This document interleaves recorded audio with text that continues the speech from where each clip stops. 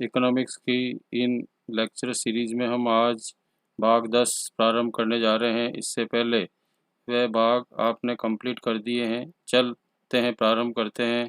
मैं सत्यनारायण टलर आप सभी का स्वागत और अभिनंदन करता हूं इन इकोनॉमिक्स के वीडियो ट्यूटोरियल पर। आइए आज पार्ट 10 प्रारंभ करते हैं। पार्ट 10 के अंतर्गत स्वर्ण धातुमान या स्वर्ण पाठमान या स्वर्ण पिंडमान।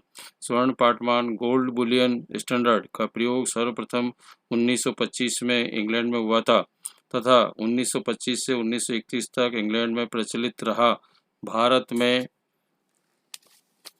कुछ विद्वानों का मानना है कि भारत में इसका प्रचलन विदेशी प्रभाव का परिणाम है, वही इसे इस धरती की, भारत की धरती की उपज मानते हैं। विल्सन और प्रेस्टन ने विद्वानों का मानना है कि भारत भूमि पर सिक्के आविर्भाव और यूनानी आक्रमण के पश्चात किए गए। वही ये जॉन एलन और उसकी अवधारणा को गलत बताते हुए कहते हैं कि प्रारंभिक भारतीय सिक्के जैसे कार्य कर्षार्पण अथवा आहत यूनानी सिक्कों के मध्य कोई संपर्क नहीं था।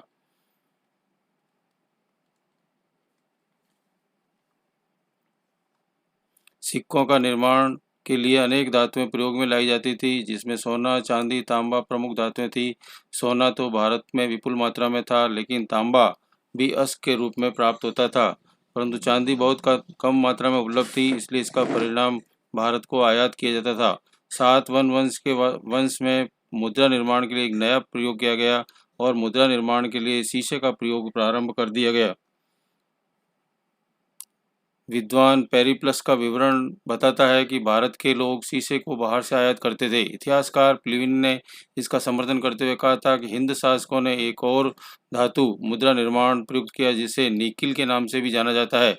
कभी कभी सिक्कों के निर्माण हेतु प्लैटिन, कांस्य, पीतल का प्रयोग भी किया जाता था। कई बार मुद्रा निर्माण में मिश्रित धातुओं का प्रयोग भी किया जाता है। धातुओं को कठोर बनाने और गिरती हुई अर्थव्यवस्था के संदर्भ में उपयोग में सिक्कों को किया जाने लगा। प्लैटिन और कई धातुओं के मिश्रण से बनता था, इसे भ्रष्ट धातु भी कहा जाता था। कहीं कहीं लोहे के सिक्के भी प्रचलन में थे। इसके अलावा मुद्रा के रूप में कौड़ियों का प्रचलन भारत में व्यापक प्रारंभ में था। कौड़ियों के रूप में भी इसका प्रचलन था। मुद्रा निर्माण की जो विधि थी, भारत में 3 प्रकार की मुद्राओं का निर्माण किया जाता था। फर्स्ट, आहत अथवा छापा विधि द्वारा मुद्रा की तैयार करने के लिए विभिन्न प्रकार की धातुओं को पतली चादर तैयार की जाती थी। दूसरा, ढलाई विधि द्वारा भी ये विधि परिष्कृत की जाती थी। तीसरा, ठप्पा प्रहार विधि। ईस्वी संवत आते आते इसका मुद्रा निर्माण में ठप्पा प्रहार विधि का लोकप्रिय हो गई। मुद्राओं पर अंकित लिपि। प्राचीन भारत में सिक्कों पर मुख्यतः ब्राह्मी और खरुष्टी तथा ग्रीक लिपि का प्रयोग किया जाता था। वहीं भाषाएं यूनानी, प्राकृतक, संस्कृत और द्रविड़ भाषाओं का भी प्रयोग सिक्कों के ऊपर किया जाता था।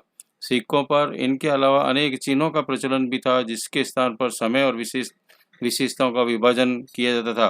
कई सिक्कों को राजकीय चिन्ह होते थे। कुछ पर शासनाकृति का अंकन भी मिलता है। कुछ सिक्कों पर किसी विशिष्ट देवता और पशु पक्षियों के चिन्ह भी अंकित किए जाते थे।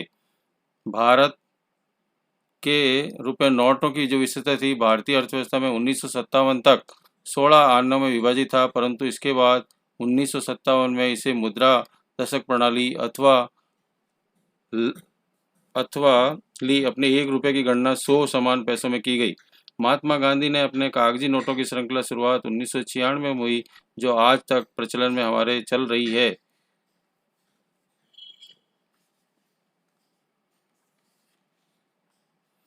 नोटों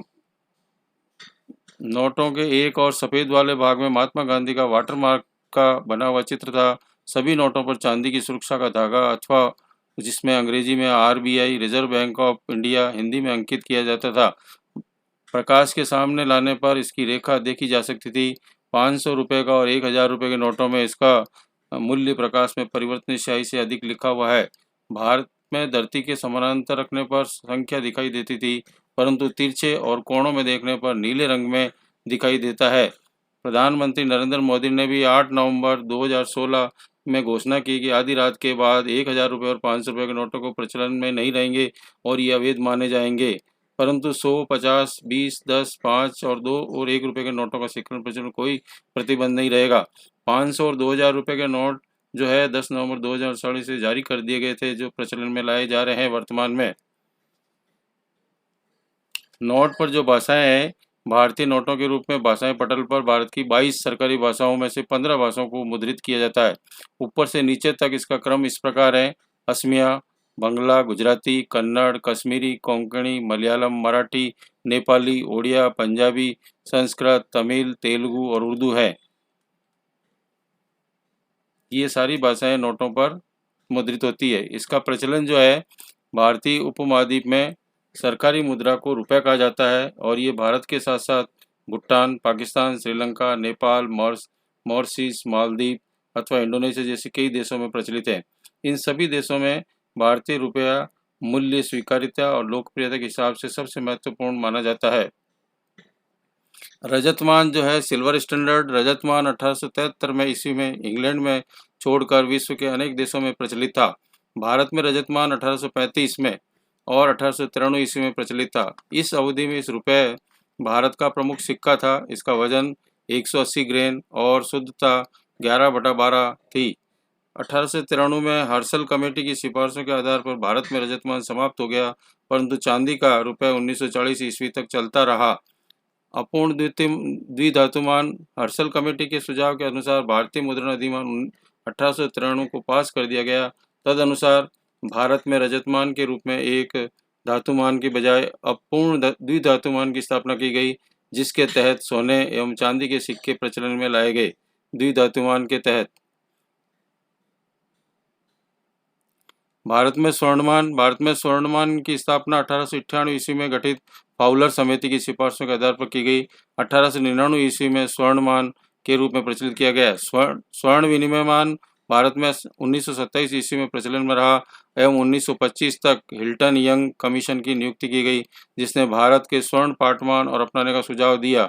भारत सरकार ने 1927 ईस्वी से 1931 ईस्वी के बीच स्वर्ण पाठमान को अपनाए रखा और स्वर्ण पाठमान के अंतर्गत ही रुपये का संबंध स्वर्ण से प्रत्यक्ष रूप से नहीं रहा, वरन स्टर्लिंग में रखा गया और स्टर्लिंग स्वर्ण मुद्रा में परिवर्तनीय थी।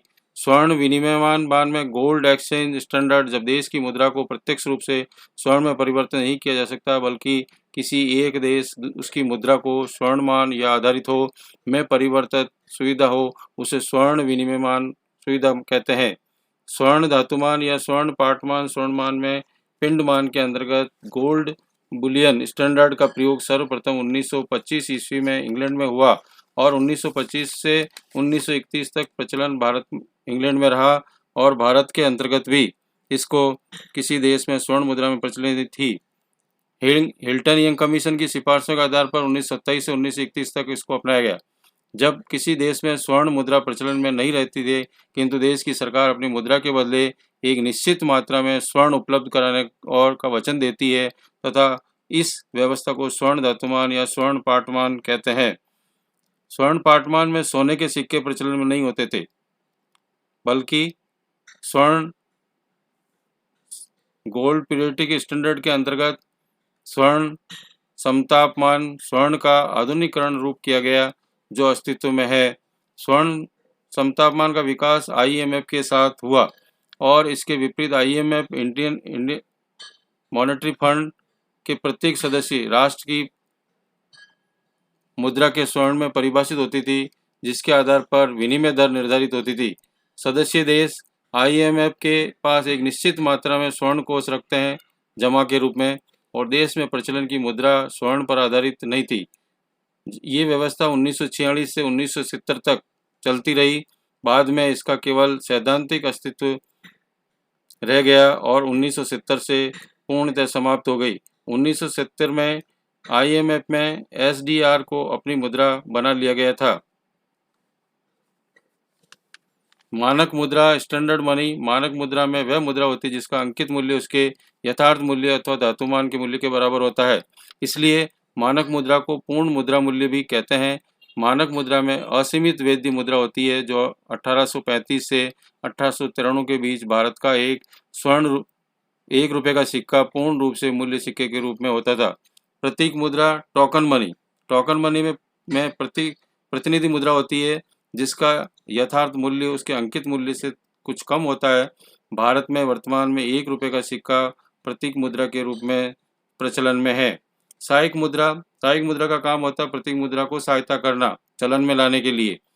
इसलिए पत्र मुद्रा सरकार की एक गारंटी पर निकाली गई है और जिन्हें मुद्रा की आवश्यकता की पूर्ति करने के लिए विधिग्रह घोषित किया जाता है। पत्र मुद्रा के पीछे प्राय कुछ कोष रखा जाता है जो स्वर्ण और विदेशी विनिमय के रूप में जोड़ने का कार्य करता है। कोष के आधार पर पत्र मुद्रा को प्राय निम्न 4 भागों में विभक्त किया गया है: प्रतिनिधि मुद्रा, परिवर्तनशील मुद्रा, अपरिवर्तनशील मुद्रा और प्रातिष्ठित मुद्रा होती है। ये पत्र मुद्रा के 4 रूप है। Thank you very much.